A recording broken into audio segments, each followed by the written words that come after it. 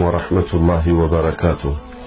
መልእክቴ ለሲዳማ አብዋበል ኸይር ግሩፖችና ለመላው ኢትዮጵያውያን ብሎም ጉዳዩ ለሚያሳስባችሁ በሙሉ ይድረስ ነው ብዬ ምለው።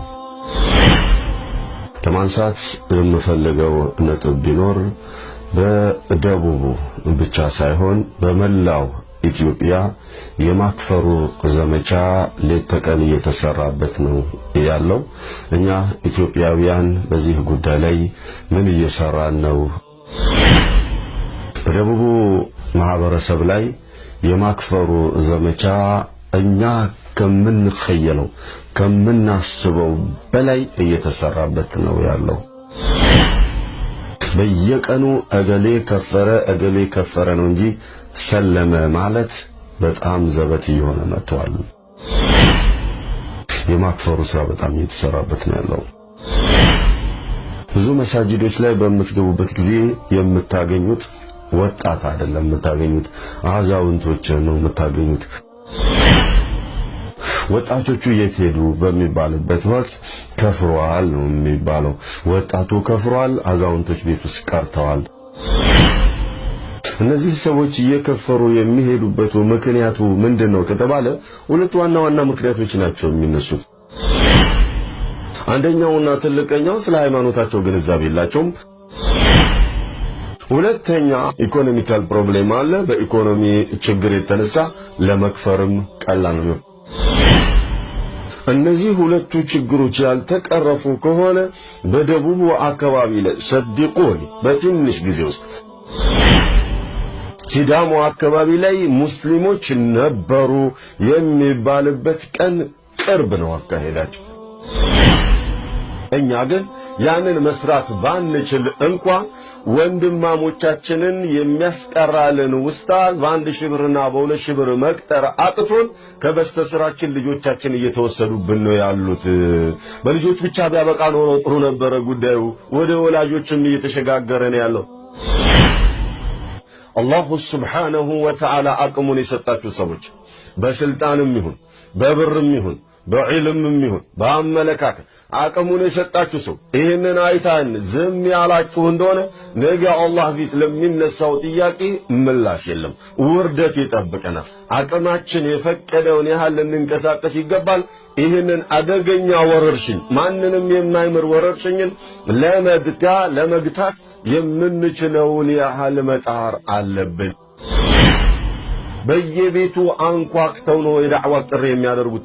እኛ ቁጭ ብለን ምናልባት ሚዲያ ላይ ዳዕዋ እያደረግን ያለነው ወይንም 2-3 ልጆችን ቁርአን እያቀራን ያለነው ወይንም መስጂድ ውስጥ ገብተን ዳዕዋ እያደረግን ያለነው እሱም የተቻለ እንደሆነ እሱም በአቅቶ ነው ያለው። እርስ በርሳችን እየተጋጨን በእኛ መስጂድ አንተ ዳዕዋ አታደርግም፣ በገሌ መስጂድ ነው ዳዕዋ ማድረግ ያለብህ እየተባባልን እርስ በርስ እየተገጫጨን ሃይማኖታችንን ማስፋፋት አልቻልንበትም። እኛ በአህካም ነው እየተጋጨን ያለነው።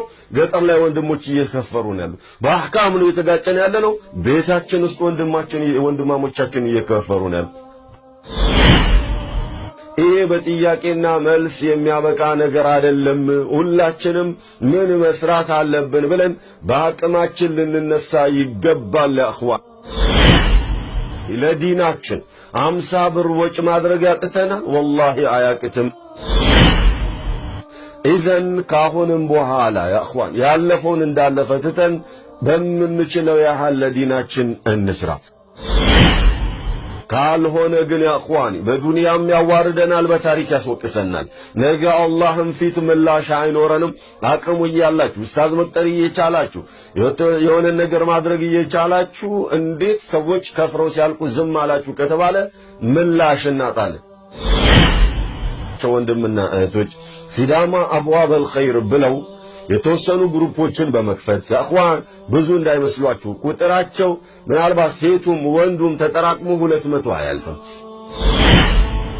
መሆን ያለበት ስር ነቀል መብትሄ ለማምጣት መዓሃድ ወይም መርከዝ መክፈት አለብን ሐዋሳ ከተማ ውስጥ ብለው አቅማቸው የፈቀደውን ያህል እየተንቀሳቀሱ ነው ያሉት። ያኽዋን እነሱ በሚያደርጉት እንቅስቃሴ ላይ ይሄ ጉዳይ የሚያሳስበው በሙሉ በግልም ይሁን በጀማዓ ተሰባስባችሁ አይዟችሁ ከናንተ ጋር ነው ያለነው በርቱ እንረዳችኋለን ብላችሁ ልታበረታቷቸው ይገባል።